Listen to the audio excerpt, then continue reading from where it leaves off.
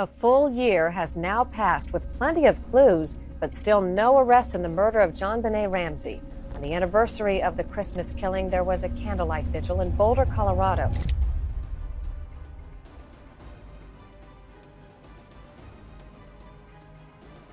Some new information now on the still unsolved murder of JonBenet Ramsey. This a little more than 20 years to the day since the little beauty queen's body was found inside her family's home in Boulder, Colorado. The story of JonBenet Ramsey is one America can't forget, but the version we've been told is a distraction. The murder of 6-year-old JonBenet Ramsey captivated the nation and put her family under the microscope, with many speculating that her father, mother, brother, or all three were involved in her killing. The real story isn't about a mysterious note or a bowl of pineapple. The most shocking fact is that it's about a man who watched the Ramsey family for weeks, rehearsed his every move, and walked away completely invisible. He left behind a calling card that police have had for 29 years, but only now, thanks to technology they couldn't have dreamed of, has it been decoded. What it reveals is a truth much, much worse than we ever imagined. The confession that broke the case. To put it mildly, the technology was on another level. With next-generation sequencing and advanced genotyping, they isolated a male DNA profile that had never been properly analyzed before. It was a 1 in a billion find. Using that data, the lab ran the profile through genealogical databases, the same way the Golden State Killer was identified, and the results came back with a stunning familial match. The man they zeroed in on? A former Boulder resident in his late 60s, with a disturbing history that had somehow slipped through the cracks. What many overlooked is that he wasn't a stranger to the neighborhood. In fact, he had worked for a company contracted to do minor repairs at the 15-room Ramsey house just months before the tragic event. At the time, he had no serious record on file, just a string of dismissed charges. His name hasn't been publicly released yet, but multiple law enforcement sources confirmed his identification and described the findings as irrefutable. And then came the twist that made jaws drop. The suspect confessed. It wasn't in a courtroom, but during a recorded conversation with an undercover operative. Over several months, the suspect had apparently developed a warped obsession with revisiting the case online. The most shocking fact is his narcissism, or perhaps his guilt, eventually got the better of him. The confession, combined with the DNA, painted a horrifyingly clear picture. He had watched JonBenet. He had known the family's routines. The night of the incident, he entered through a basement window, the same one police initially dismissed, and stayed hidden until the household went to sleep. He admitted to bringing duct tape, nylon cord, and a stun gun, but claimed her passing was an accident during a kidnapping fantasy gone wrong. It's a deeply disturbing confession, but with the hard forensic evidence, it holds devastating weight. What's more, the infamous ransom note was confirmed to contain fragments of DNA matching the suspect. That bizarre, theatrical note now reads like the work of someone delusional, not a panicked mother. This news exonerates the family completely. John Ramsey, now in his 80s, said, "We never stopped hoping for the truth. It came late, but it came. The monster wasn't in the mirror. He was out there the whole time. What really happened that Christmas night is more chilling than anyone knew." We need to step back into the Ramsey home on the night of December 25th, 1996, a 7,000-square-foot house filled with Christmas decorations, and by morning, absolute horror. The Ramseys had just come home from a holiday party. JonBenet, just 6 years old, had fallen asleep in the car. Her parents carried her upstairs and tucked her into bed. That was the last time they saw her alive.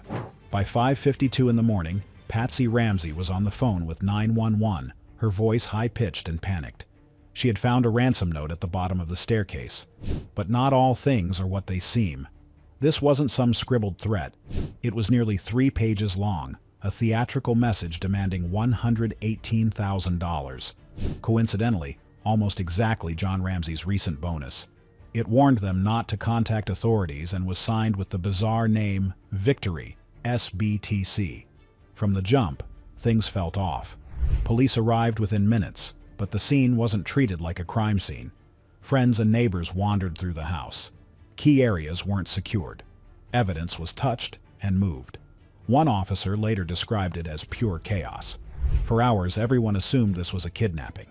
It wasn't until around 1 in the afternoon, a full 7 hours after the 911 call, that John Ramsey went into the basement and found his daughter's body. She was in a small room known as the wine cellar, wrapped in her favorite white blanket, her hands bound, and duct tape across her mouth. A garrote made from a broken paintbrush and nylon cord was around her neck. Her skull had been fractured. There was no sign of forced entry. A window in the basement was broken, but John admitted he had broken it months earlier. Still, a suitcase was found positioned oddly underneath it, as if used as a step. Even stranger, a bowl of pineapple was found on the kitchen counter. The coroner found undigested pineapple in JonBenet's stomach, suggesting she had eaten shortly before her demise. With the recent DNA findings, the pieces fall into place. That basement was a real crime scene, and that ransom note was the rambling of a disturbed man. The evil that night didn't come from within the family. It broke in. Soon, a nation's suspicion would turn the victims into the accused.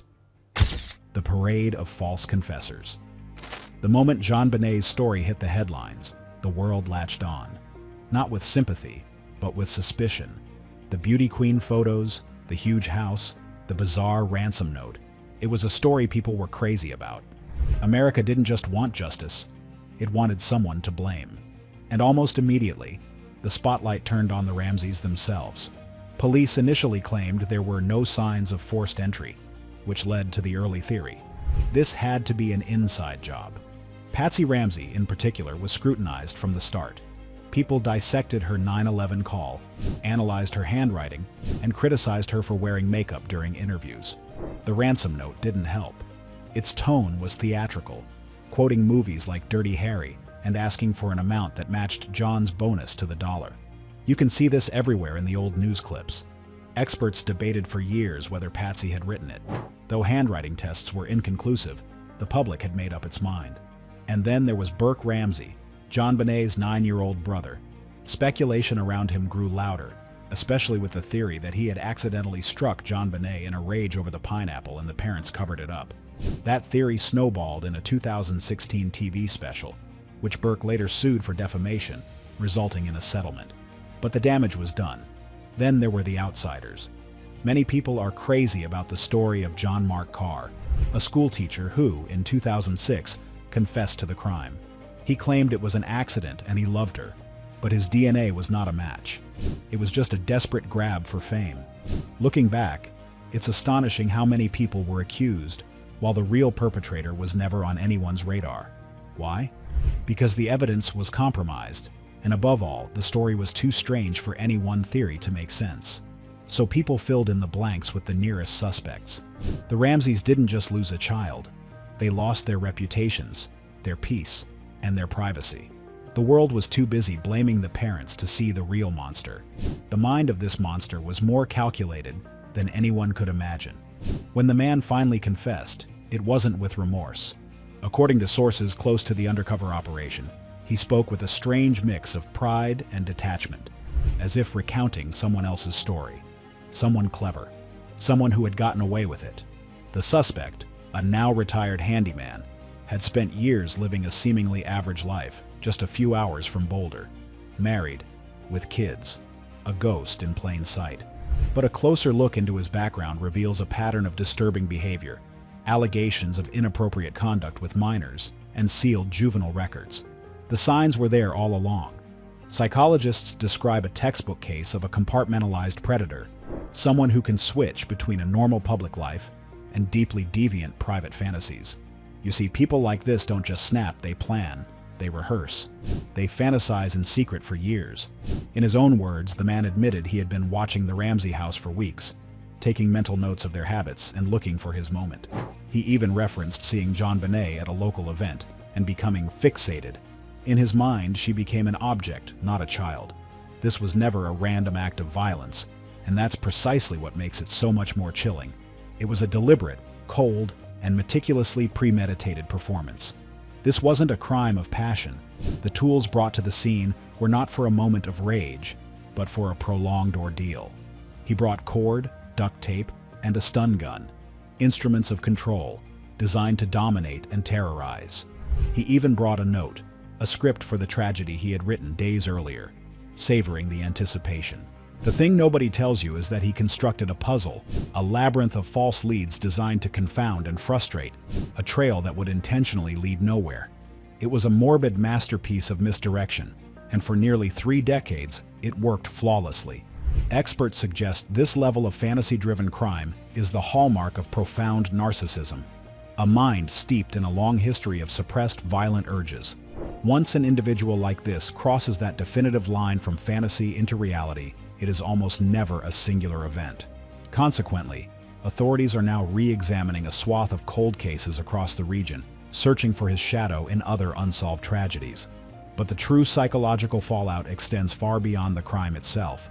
It's measured in the lives he systematically ruined in the aftermath. He didn't just extinguish JonBenet's life. He psychologically dismantled her family, trapping them in a public nightmare of suspicion and grief for decades, making them unknowing actors in his sick, protracted play. Monsters don't always look like monsters. Sometimes they look like the guy next door. But now that the truth is out, what does justice even look like? The fallout we never saw coming. You'd think a solved case would bring peace. For a story that has haunted the public consciousness for nearly 3 decades, you'd imagine that a definitive answer would feel like a collective exhale, a final page turned. After all these years, decades of rampant speculation, baseless accusations, and tormenting unanswered questions, the truth is finally out. The man responsible for the death of JonBenet Ramsey has been identified. He's alive. He has confessed. The DNA, once the source of so much confusion, now provides an irrefutable match. For almost any other case, this would be the final, triumphant chapter. But in the tangled, tragic world of JonBenet, even justice feels complicated, heavy, and profoundly unsatisfying. As of now, no official charges have been filed. The wheels of justice, which stood still for so long, are now turning with agonizing slowness. Legal sources say the district attorney's office is meticulously preparing an indictment, ensuring every I is dotted, every T is crossed. They cannot afford another mistake in a case defined by them. And so, the confessed killer walks free, at least for now. He is under close, constant surveillance, a ghost living out his final years in the open, while the rest of us are left to sit with the jarring knowledge of who he is and what he did. There is no catharsis in this, only a quiet, simmering unease. For the Ramsey family, the emotions are impossible to define. Vindication is a word that feels too small, too hollow to describe their current state. Their legal team is reportedly considering a barrage of lawsuits against media outlets, former investigators, and television personalities who built careers on the back of their pain, pushing false and malicious theories. And who could possibly blame them? For the millions of people watching this unfold, it was a gripping mystery, a piece of macabre entertainment. But for them, it was an unimaginable nightmare where their deepest grief became a public spectacle. They were not seen as victims mourning the loss of a child. They were cast as the primary suspects in a story that sold papers and boosted ratings. The question that hangs in the air is whether this can truly be called closure.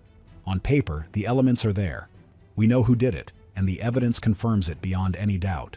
Yet, it's impossible to call it justice when the man responsible lived almost 30 years of his life untouched, unburdened by the consequences of his actions.